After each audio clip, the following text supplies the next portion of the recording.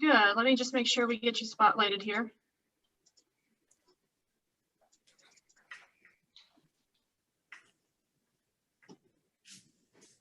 All right. All right, everyone, as you can see, we're joined by Joey Logano, and actually right now I'm going to turn it over to Chris Devoto with NBC Sports, who will be our host for today's media availability. Thank you so much. And we begin joined by the driver of the number 22 Team Penske Ford, Joey Logano.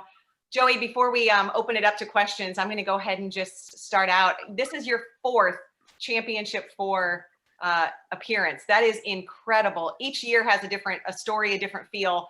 What is your story this year as you go into to Phoenix for the championship race? How would you define or describe you and your team this year? I think, yeah, every year has its own, personality that takes on. And honestly, I feel like this year feels a lot like 2018. And it's actually kind of funny because I think about, 2018 where we had kind of not the best summer months. And then we kind of picked it up as the playoffs started. We won Martinsville, which was the first race of the 3rd round. It set us up to race for a championship in Miami that year.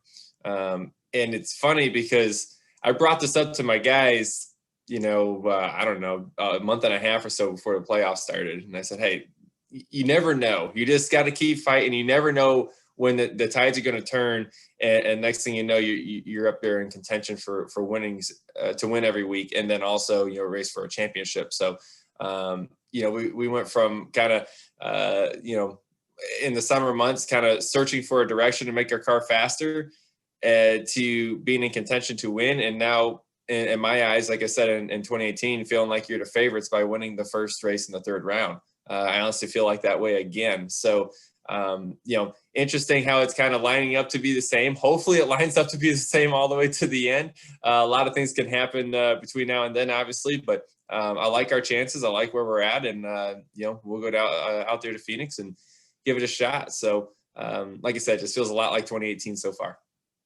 Okay, we have a question from Bob Pockris. Bob? Yeah, Joey, when you look back on this year from a competition lens, will you look back and say, man, this was the year that guy with 9 wins didn't make the championship 4? Or will you still look back and say, man, it was just an abnormal year with 9 weeks off and no practice, no qualifying, just racing? Nothing's normal this year, and that's what's presented so much opportunity at the same time to try to overcome the adversity that we're faced with. Whether that means there's no practice, whether, like you said, having 9 weeks off or sitting around wondering if we're going to go back racing again, what's the schedule going to look like? So many questions, right? And then obviously, like you said, yeah, you have one of the favorites to win the championship, one that we all probably thought was a lock to be in the championship 4, not make it. So just an interesting year from that standpoint, just all the way through, right? And that's for us in the racing world. Imagine what it is for everybody. Everybody has a weird story this year that probably everyone's ready to get to the next year. Well, a lot of other sports, they had to change their seasons a little bit more than NASCAR. So do you feel that this champion is a very legitimate champion no matter who wins? Of course. We all have the same opportunities. The rules are the same for everybody. It's an equal playing field. There's a trophy at the end of the day. We all had to go to the same amount of races. We all had the opportunity to score the same amount of points and amount of wins. And how you do it. The rules didn't change in the middle of the year. You know what I mean? Maybe our schedules changed and the way we go about it, but it's the same for everybody. So honestly, yes, the championship's a championship. Doesn't matter if you won it in 2020 when you had no practice, or you won it in 2019 or 2021. Doesn't matter. It's a cup championship. Thank you. Next question from Claire B. Lang. Claire? Thank you.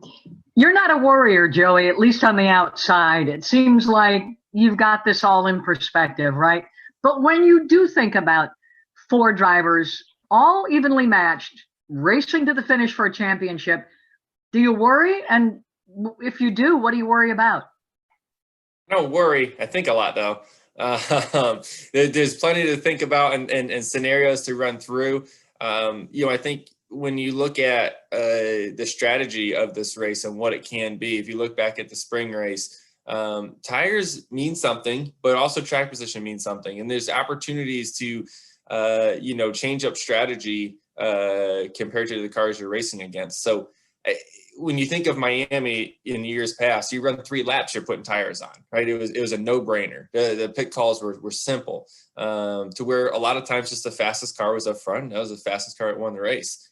I can't say that may be the case or not when we go to Phoenix, because like I said, you can drive through the pack if your car is really good. But the question was when you have 15, 20 laps on your tires, so what's the question? What are you going to do? You putting tires on, you doing 2, you staying out, what your competitors doing. Those are the things I think Phoenix is really changing up for this championship race and this battle ahead of us. That being a short track obviously changes a lot as well. So a lot of interesting scenarios that can happen, and we just need to be prepared for every one of them. Okay, you said you think a lot. How do you not overthink it? Are there times you have to turn the Joey brain off and say, stop thinking about it? Yeah, I stay busy. That's what I do. And I'm pretty good at staying busy in my life. So especially with the kids running around, everything that life just kind of throws at you, right? It keeps you busy. So, I kind of categorize what I do. When I'm working on racing, I'm all in on that. When I shut that off, it's off. And I'll go on to the next thing. So that to me helps me just kind of go through the day, and and obviously just kind of helps me sleep at night. You have some fun, Phoenix. Thanks a lot. Thank you. Thanks, Claire. Next question, Jeff Gluck. Joey, obviously, you have a reputation for being a hard racer and you ruffle feathers at times. I'm wondering if you're concerned at all that some guys will race you harder than they'll race some of the other championship contenders, where sometimes we see in the championship race that guys kind of just like, not necessarily pull over, but don't put up a fight. Are you worried that they'll be putting up a fight when you try to pass on Sunday? I just got to run my race. You know what I mean? You got to continue doing what you've done to get to this point, what's been successful for myself as a race car driver, for us as a race team, the way we race. We need to continue to do that. That's what we'll continue doing. Thank you. Dustin Long. Thank you. Joey, obviously with this moving to a short track, it kind of opens up the game to what more the athletes can do. Obviously, we've seen things happen at Martinsville, and I'm curious how much of a temptation, how great has the temptation become with being more aggressive, making more contact at a Phoenix as opposed to what the mindset might have been at Homestead? It very well, it can happen a lot easier, right? You seen what happened in Martinsville last week. I was running 5th or so behind those guys in the beginning of the race, and they're rooting and gouging each other out, 20, 30 laps into the race, and they're running into each other. Like, oh boy, like this is going to be crazy. And that was just to get into the championship 4. Imagine what it's going to be for the playoffs. So, or to win the championship itself in Phoenix. I don't know what that looks like. Obviously, the opportunity for contact is up compared to what it was at Miami, because cars can get to each other easier here. I do think the line itself also is running higher on the racetrack. Presents more opportunity for cars to go in low and try to pull a slide job or do whatever, right? I mean, who knows? So I'd say you're never safe. So you just gotta expect the unexpected and try to adapt to the situation around you. Be aware of what's going on around you, and like I said, also stay focused on what makes you, right? And makes your team good, and stay focused on those things more than anything. Is there a line at this point, or at the end of the day, it's a championship? And I know a lot of drivers have talked about the goal is to get to the championship 4. This can be kind of the gravy because of the way this format is. Is there a line in what you do or don't do, because there's so much at stake come Sunday? We'll just kind of have to wait and see. It depends on how things go during the race and where you're at with strategy, and there's so many different, like I said, scenarios that can be played out. Who knows? So, like I said, you just got to focus in on you and running your race, and being aware of what's going on around you. But is, will there be contact for a championship? Probably, most likely, something like that will happen. Is there a line? Of course there's a line. It's not the last race we ever run, right? Like, I'll be here for a long time. The drivers that are in this are also going to be in here for a long time. So it's not like this is my farewell tour and I'm going to be done racing after this and not have to worry about things again, right? It's not like that. So, you still have to race with the future in mind as well. Thank you. Thank you, Dustin. Next question goes to Lee Spencer. Thank you, Krista. Hope you're doing well. And Joey, hope you're doing well and excited about this weekend. You and Paul are the only former champions racing this weekend. You've won championships. He's won a championship with Brad. Does that give you an advantage, you think, between the two of you going in? For sure. I think anytime you've been in these situations before, you know how to prepare for them. Like you said earlier, been in the championship for us, my 4th time. I know it's coming my way. Yes, it's at a new track, but I know what the week's like going into. I know how to prepare for it. Same thing for Paul, right? Paul's been in the championship 4 before. He's won a championship with the other, playoff format. But he's been there in high pressure moments. He knows how to prepare for it. And we've had, like I said, we've had 3 weeks to think about it and to be ready for it. So, with those things, I feel more confident than ever. I always go back to think about my first championship 4 round, back in 2014. And I remember crapping my pants how nervous I was. If I'm being honest, I was very nervous. I had everything on the line for the first time. I didn't know if I'd ever get back into the championship 4 again. You didn't want to blow the opportunity, right? You just wanted to make sure you made the most of it. And now going through it before, knowing how to prepare for what's coming your way, that battle ahead of you, and knowing that you succeeded before, in the championship round, it really gives you some confidence to go out there and do your job.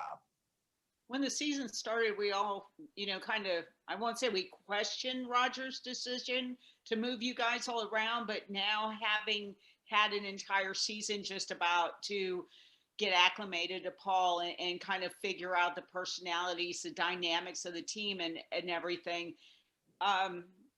How would you, I hate to say grade yourself, but where do you think that relationship is? Because you had such a, solid relationship in the past with your team.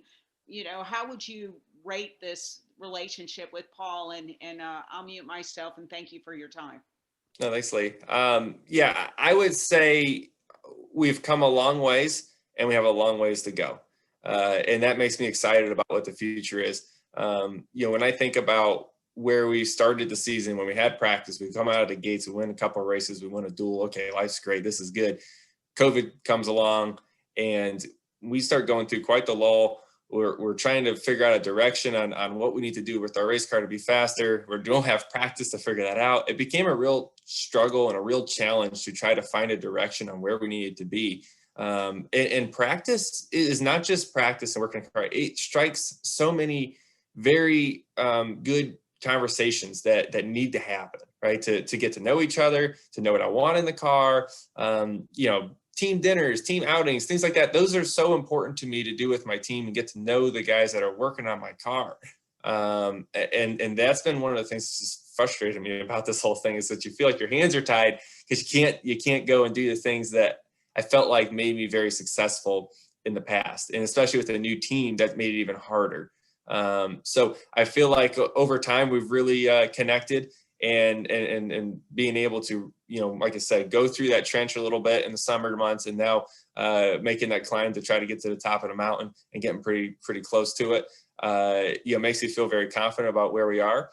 I'm probably even more excited about 2021 than what we've done so far, because I feel like we've got a long road ahead of us of being able to become more and more successful as we keep getting to know each other and seeing the growth that we've had towards the end of the season. Thank you, Lee. Next question is for Jenna Fryer. Hey, Joey, I'm wondering if that win at Phoenix in March seems like 10 years ago, and if anything from that time translates, if you can use anything from back then.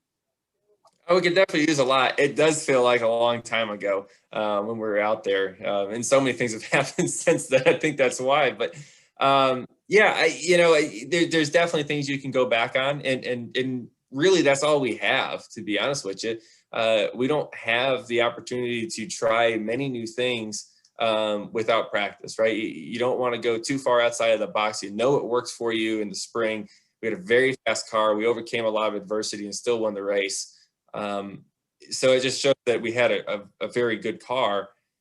We can make some tweaks here and there to the setup probably, and some things that we feel very confident in will be better, but we're not going to step way outside the box.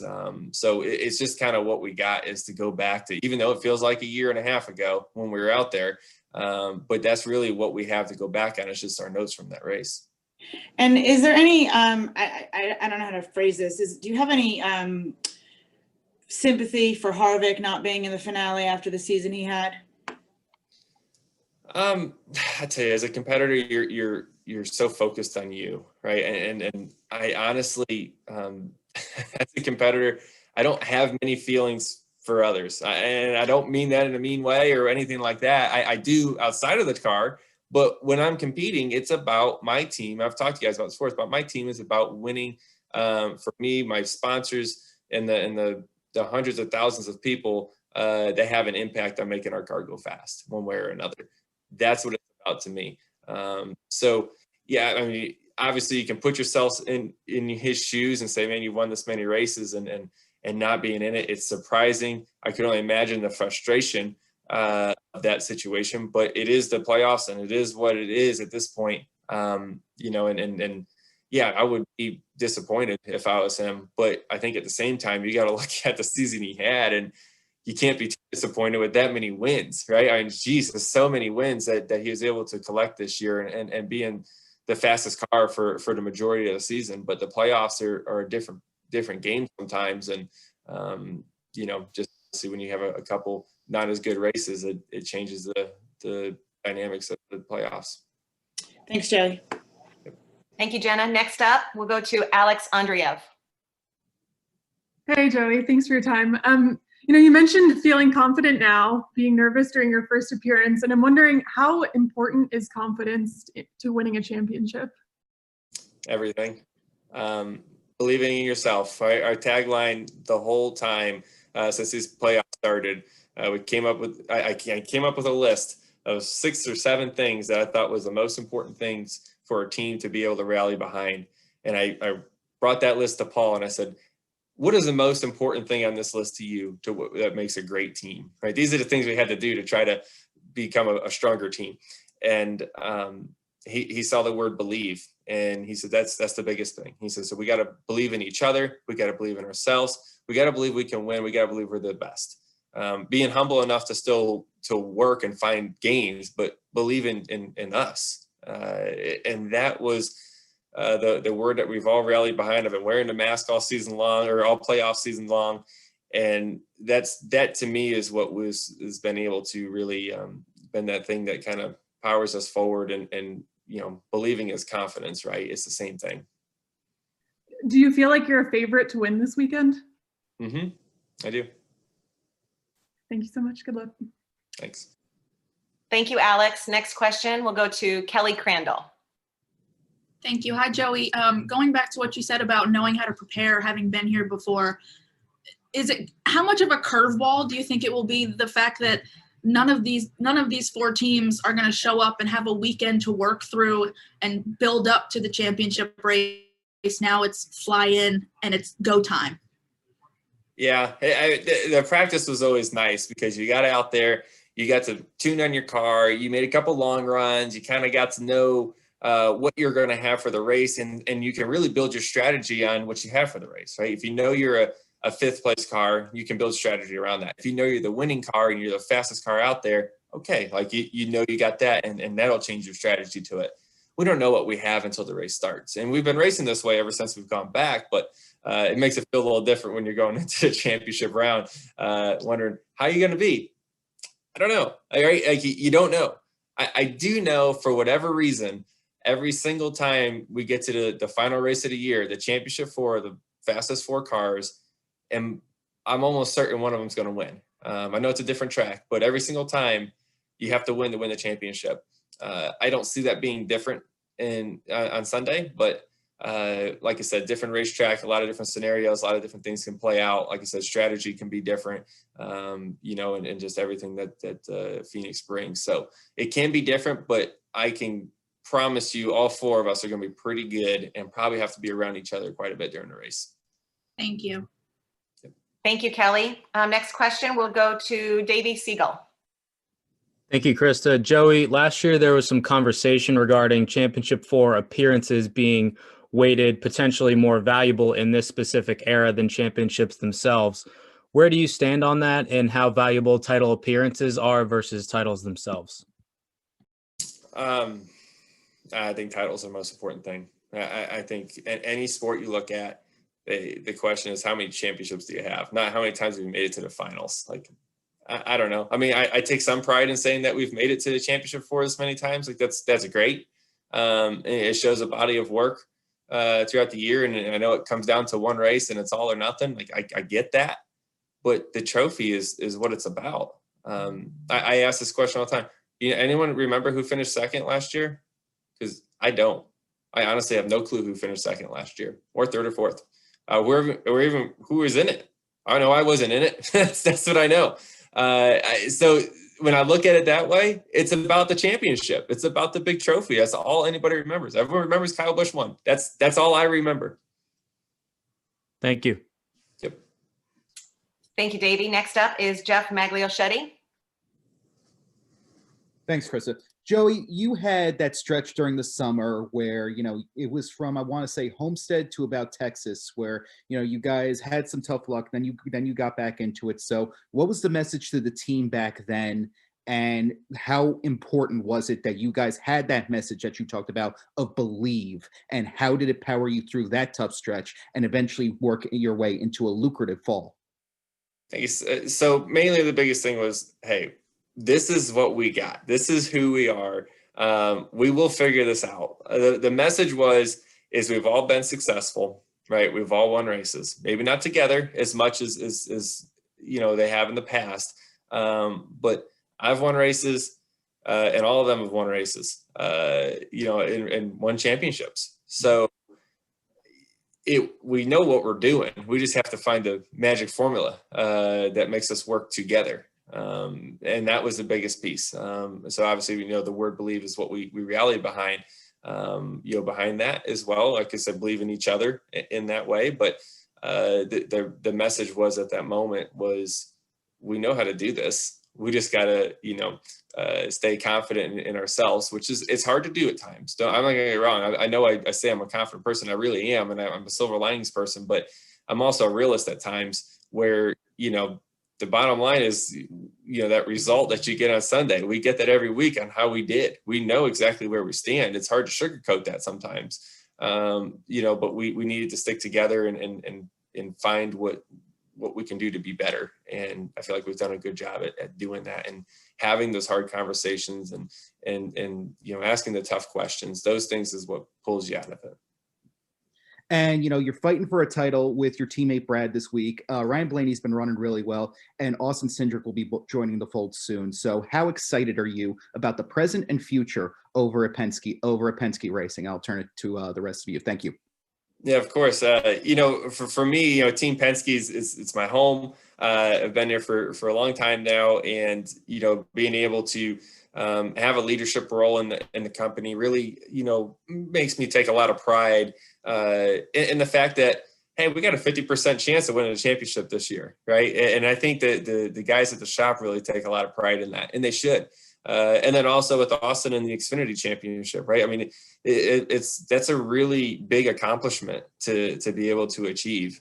We've never done that before, so you know, it's any way it ends, no matter what, it's been a successful season to put ourselves in position to try to win.